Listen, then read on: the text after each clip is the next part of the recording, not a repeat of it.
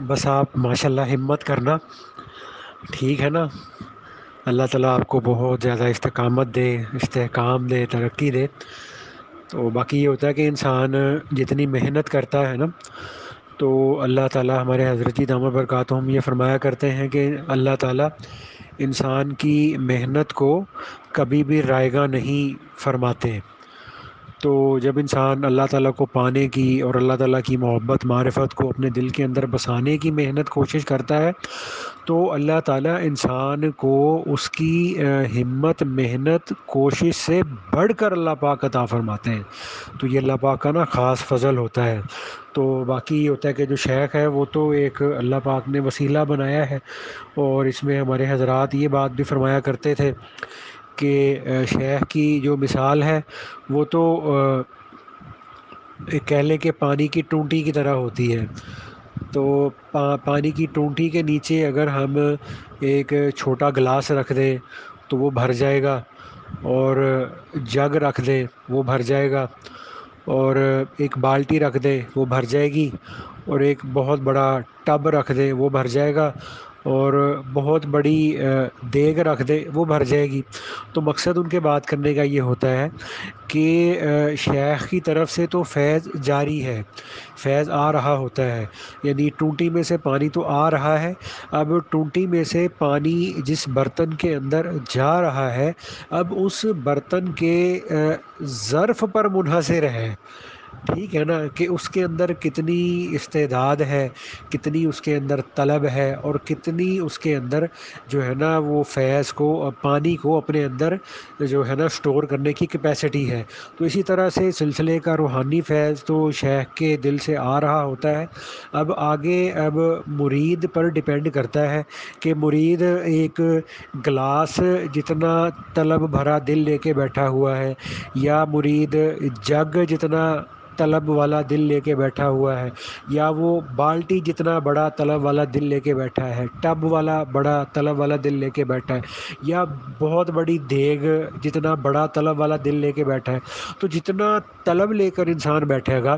اسی طلب کے بقدر انسان کو اللہ پاک کی طرف سے عطا ہوتا ہے، ٹھیک ہے نا؟ تو اس لیے یہ تو اللہ پاک کا نام، یہ تو ایسی بڑی چیز ہے کہ انسان اگر جو ہے نا وہ آتا ہے نا کہ اگر انسان کسی غلط پیر کے ہتھے بھی چڑھ جائے، ٹھیک ہے نا، 2 نمبر پیر کے ہتھے بھی چڑھ جائے، لیکن اگر مرید اخلاص کے ساتھ اللہ اللہ کرنے والا ہوگا، اور اخلاص کے ساتھ اللہ تعالیٰ کی محبت، معرفت کو پانے کی اس کے اندر طلب ہوگی، تو اللہ تعالیٰ ایسے اخلاص والے مرید کو 2 نمبر پیر کے پاس بھی اگر یہ چلا جائے گا تو اللہ تعالیٰ اس کو محروم نہیں کریں گے۔ تو اس میں ہمارے مولانا رشید احمد گنگوہی رحمۃ اللہ علیہ نے یہ ایک بات فرمائی تھی کہ ایک ڈاکو تھا،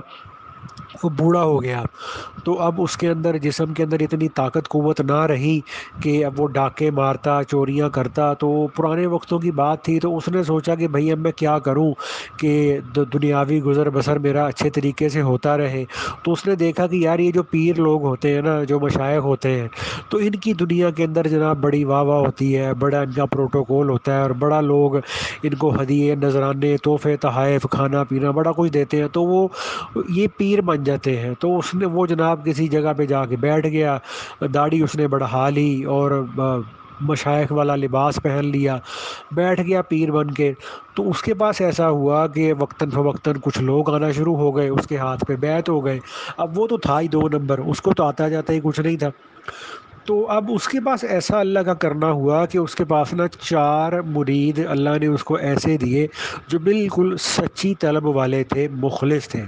اور وہ اللہ کی محبت، معرفت کو حاصل کرنا چاہتے تھے۔ اب وہ چاروں بیعت ہو گئے، اس نے ان کو جھوٹ موٹ بیعت کر لیا۔ تو اب چونکہ خیر کا زمانہ تھا، تو جو ڈاکو لوگ بھی ہوتے تھے وہ بھی اللہ والوں کے جو اعمال ہوتے تھے، ان کے جو وظائف ہوتے تھے، ان سے کسی نہ کسی درجے میں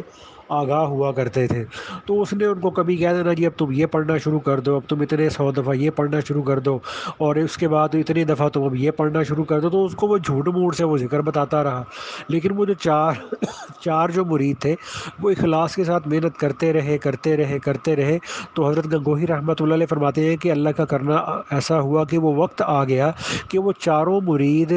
صاحب نسبت بن گئے، تو اب وہ 2 نمبر پیر کے ذریعے، تو ایک دن نا وہ چاروں مرید جو صاحب نسبت بن گئے تھے نا، وہ اکٹھے بیٹھے ہوئے تھے، تو انہوں نے آپس میں بیٹھ کے مشورہ کیا کہ یار ہمیں اللہ تعالیٰ نے ہمارے شیخ کی برکت سے نا کتنا اونچا مقام دے دیا ہے، تو اب ہم نا اپنے شیخ کا روحانی مقام دیکھنے کی نا کوشش کرتے ہیں۔ تو پہلے ایک مرید نے مراقبہ کیا، پھر دوسرے نے کیا، پھر تیسرے نے کیا، پھر چوتھے نے کیا، تو چاروں باری باری کہنے لگے کہ بھائی وہ ہمارے تو شیخ کا روحانی مقام ہی اتنا بلند اور اعلیٰ ہے کہ ہماری تو بھائی وہاں تک رسائی نہیں ہو پائی۔ تو جبکہ حقیقت یہ تھی کہ ان کے وہ ڈاکو پیر صاحب کا کوئی مقام ہوتا تو ان کو دکھائی دیتا، تو وہاں تو مقام ہی نہیں تھا۔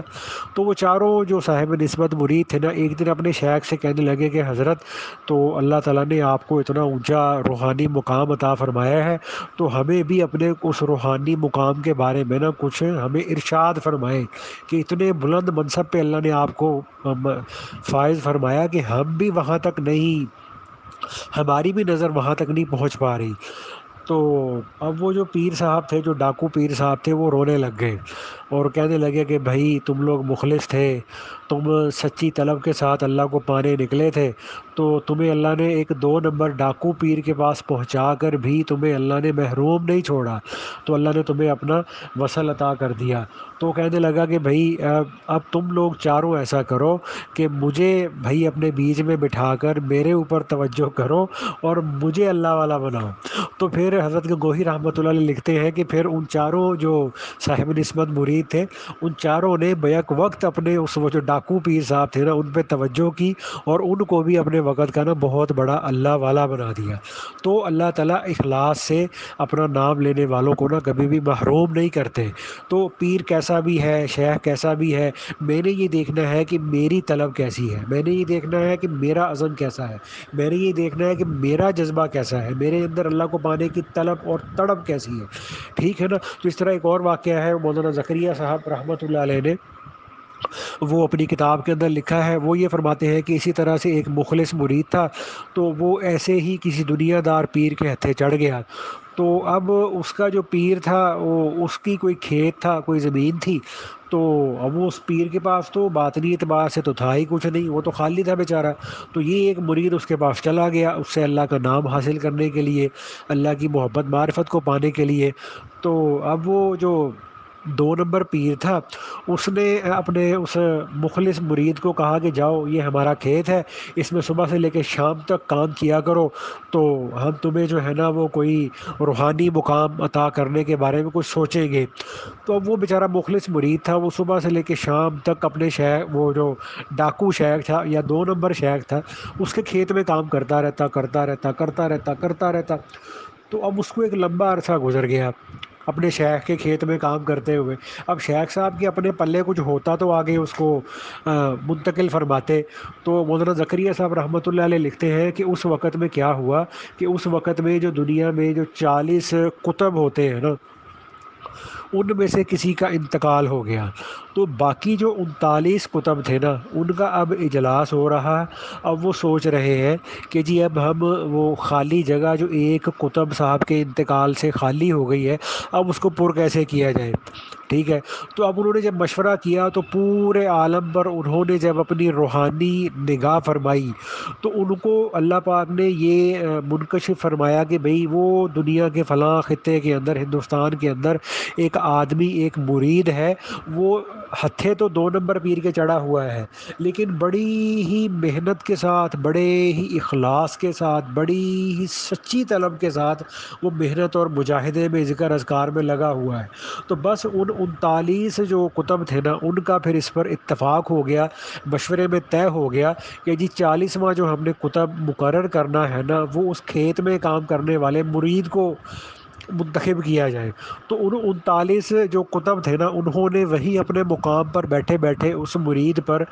توجہ فرمائی۔ وہ اس وقت میں اپنے کھیت میں کام کر رہا تھا، تو اس کو جب وہ توجہ منکشف ہوئی تو اس نے اسی وقت اپنی وہ جو کھیت میں کام کرنے والی کدال تھی اس کو نیچے پھینکا، اور اللہ تعالیٰ نے اس کو طی الارض کے ذریعے، یعنی اللہ پاک نے اس کے لیے زمین کو سمیٹ دیا۔ تو ان 39 اقطاب نے اس کے اوپر تصرف فرما کر طی الارض کے ذریعے اس کو اپنے اپنے پاس بلا کر اپنی ساری روحانیت اس کے اندر منتقل کر کے اس کو 40ویں کتب کے طور پر دنیا کے اندر جو ہے نا وہ متعارف کرا دیا۔ تو مقصد بات کرنے کا یہ تھا کہ بھائی جو مطلب آپ ہمیں نہ دیکھنا،